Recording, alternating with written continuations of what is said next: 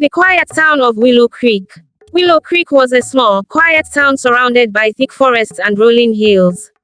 The town was known for its peaceful atmosphere, where everyone knew each other. Life in Willow Creek moved slowly, and people loved it that way. The air was fresh and the streets were lined with old stone houses and wooden shops. At the heart of the town stood a clock tower, its chimney echoing across the valley every hour. In this serene town lived Melissa, a young woman of 24 with a cheerful spirit. She worked at the town's flower shop, arranging colorful bouquets that brightened people's days. Melissa was engaged to Ryan, a kind and hardworking carpenter. Ryan was the kind of man everyone admired. He had gentle eyes and a warm smile. Together, they dreamed of building a life full of love and happiness. With their wedding just a month away, excitement filled the air, and the townspeople eagerly awaited the celebration. One sunny afternoon, Melissa decided to explore the market to look for wedding decorations. As she wandered through the narrow streets, her eyes fell on a small antique shop tucked away in a quiet corner. She had never noticed the shop before. The window display was dusty, but something inside caught her attention: a wedding dress. It was unlike any she had ever seen.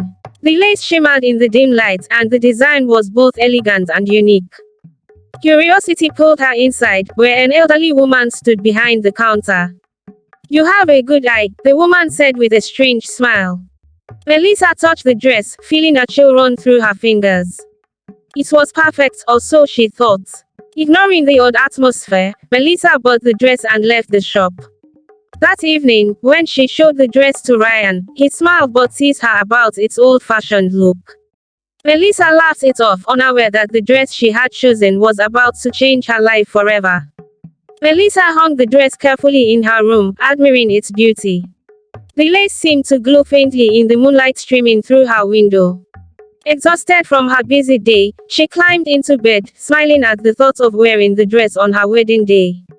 But as the town of Willow Creek grew silent, strange things began to happen. A soft rustling noise came from the corner of her room where the dress hung. Melissa stared in her sleep, unaware of the faint whispers that filled the air. The next morning, Melissa awoke feeling uneasy. Her dreams had been vivid and strange, images of a bride standing alone in a dark forest, her face hidden by a veil. Melissa dismissed the dream as nerves and got ready for her day. As she passed the dress on her way out, she noticed something odd. The dress seemed slightly out of place, as if it had been moved. Shaking her head, she convinced herself it was her imagination and left for the flower shop. At the shop, Melissa tried to focus on her work, but her thoughts kept returning to the dress. Later that afternoon, Clara, her best friend, stopped by to check on her. "You look tired," Clara said, frowning. Melissa hesitated but eventually shared her strange dream and the odd feeling she had about the dress. Clara laughed it off, calling it wedding jitters. Still, she offered to visit Melissa that evening to keep her company. When Melissa returned home, she found a note tucked under her door. It was unsigned, written in shaky handwriting: "The dress holds her pain. Beware." A chill ran down her spine as she read the words over and over. Who had left the note? And what did it mean? Before she could think further, a sudden gust of wind blew through the house, though no windows were open. The dress swayed gently on its hanger, as if it were alive. Melissa's unease deepened, but she tried to convince herself it was nothing more than coincidence. That night, Clara stayed over, hoping to ease Melissa's nerves. They laughed and talked late into the evening, but as midnight approached, an unsettling silence fell over the house. While brushing her teeth, Melissa glanced at the mirror above the sink. For a fleeting moment, she saw a shadowy figure behind her, draped in lace, its face hidden. She spun around, but the room was empty. Her heart pounded as she stared at her reflection, searching for answers. Back in the bedroom, Clara was already asleep. Melissa hesitated to wake her, not wanting to sound ridiculous. Instead, she crept toward the dress, her fingers trembling as she touched the fabric. It was colder than before, almost icy. As she stepped back, the faint sound of crying filled the room. The noise seemed to come from nowhere and everywhere at once. Terrified, Melissa backed into the bed, clutching the blanket for comfort. The crying stopped abruptly, leaving the room eerily quiet. The next morning, Clara left early, promising to return later. Melissa decided to visit the antique shop to ask the owner about the dress. When she arrived, the shop looked abandoned. The windows were covered with thick layers of dust and the door was locked. A neighbor passing by noticed her confusion. "That place has been closed for years," the man said, shaking his head. "No one's been in there since the owner died decades ago." Melissa froze, unable to believe what she was hearing. "But I bought a dress here just days ago," she insisted, pointing to the shop. The man gave her a puzzled look. "You must be mistaken," he replied, walking away. Feeling a chill run down her spine, Melissa returned home. She found the dress exactly where she had left it, but something was different. A faint, dark stain had appeared near the hem, one that hadn't been there before. It looked like dried blood. Melissa spent the next few days feeling increasingly uneasy, but she didn't tell Ryan about the strange happenings. She didn't want to worry him, and part of her still hoped it was just her imagination.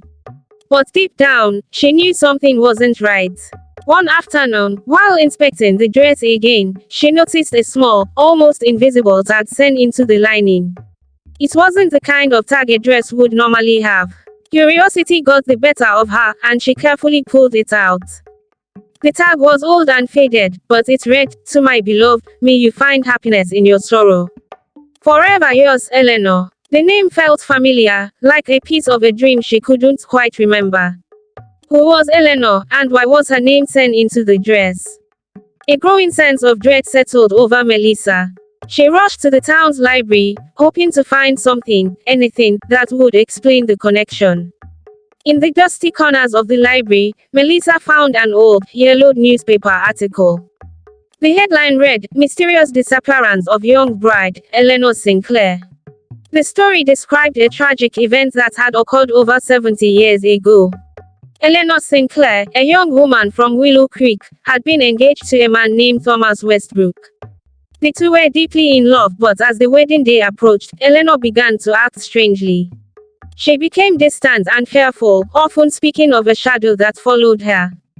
The article went on to say that on the day of her wedding, Eleanor vanished without a trace. The town searched for days, but no one ever found her. Some believed she had run away, but others whispered that she had been taken by something far darker. Melissa's heart raced as she read the article over and over. Could the dress have belonged to Eleanor? Was this what the haunting whispers and strange events were trying to tell her? That night, Melissa lay in bed, unable to shake the thoughts of Eleanor's story. She turned over, hoping sleep would bring relief, but instead, a vision overtook her. She saw a woman standing in a forest, her white wedding dress torn and stained. The woman's face was pale, her eyes wide with fear. "Find me," the woman whispered, her voice barely audible. "Free me." Melissa woke with a start, her body drenched in sweat. The vision was so real, so vivid. She knew now that Eleanor's spirit was somehow connected to the dress, and the curse wasn't just a story, it was real. She had to find a way to break the curse before it was too late, before it consumed her as it had consumed Eleanor all those years ago. Determined to uncover the truth, Melissa returned to the library the next day, poring over every scrap of information she could find about Eleanor Sinclair. The more she read, the more she realized that the town of Willow Creek had tried to forget about the young bride's disappearance. No one spoke of her anymore. The whispers of the past had been buried, but Melissa couldn't ignore them. Eleanor's story was woven into the very fabric of the town's history, and now it was intertwined with her own life. Melissa's search led her to a local historian, Mr. Fletcher, an elderly man who had lived in Willow Creek his whole life. He knew the town's history better than anyone. When Melissa asked him about Eleanor, his face darkened, and he hesitated before speaking. "The story isn't one we like to revisit," he said softly. "But Eleanor's fate has never been fully explained. Some say she never truly left this world, and her spirit is trapped, seeking justice."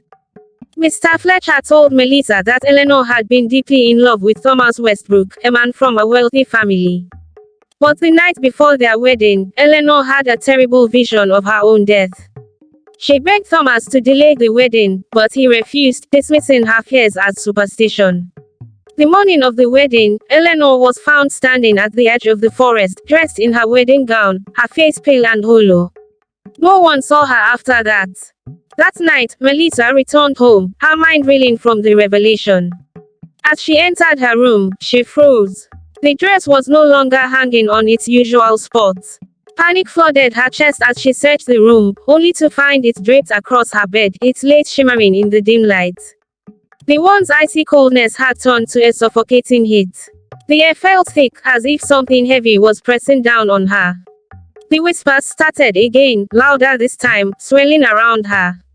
"Find me. Free me."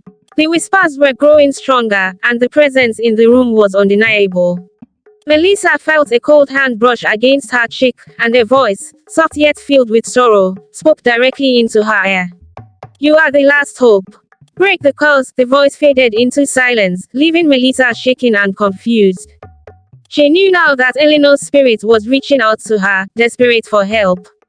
The clues were there, but Melissa wasn't sure how to break the curse. She needed to find out where Eleanor had last been seen and why she had disappeared. She returned to the woods outside Willow Creek, following the path she had read about in the old stories. With each step, the air grew heavier, and the trees seemed to close in on her. Melissa ventured deeper into the forest, the trees towering above her like silent gardens. The whispers from the dress still echoed in her mind, urging her to find the answers that had been buried for so long. The sun had begun to set, casting long shadows across the forest floor. It felt as though time was stretching, the air thick with anticipation. She followed a narrow, overgrown trail, knowing she was getting closer to where Eleanor's tragic story had ended. As she walked, the temperature seemed to drop, and a strange chill settled in her bones. Melissa's breath came out in visible puffs, even though it was still early autumn. Her heart pounded as she reached a small clearing, where she saw a worn stone marker half hidden by the underbrush. Kneeling, she cleared away the leaves and dirt, revealing an old gravestone. The inscription was faded, but she could still make out the name, Eleanor Sinclair, beloved daughter and bride of Thomas Westbrook. Beneath the name was a date, but it was the last line that caught her attention: taken too soon, trapped in sorrow. Melissa sat back on her heels, her mind racing. The stone marker wasn't just a memorial, it was a warning. Eleanor had been buried here, but the spirit of the young bride was still restless, still searching for peace. Melissa glanced around the clearing, feeling as though eyes were watching her. Then, a faint sound, like a soft sob, reached her ears. The air around her grew heavier, and she knew the time had come to face whatever darkness still lingered in the forest. Suddenly, the ground beneath her feet trembled. A low, mournful cry echoed through the trees, and a ghostly figure emerged from the shadows.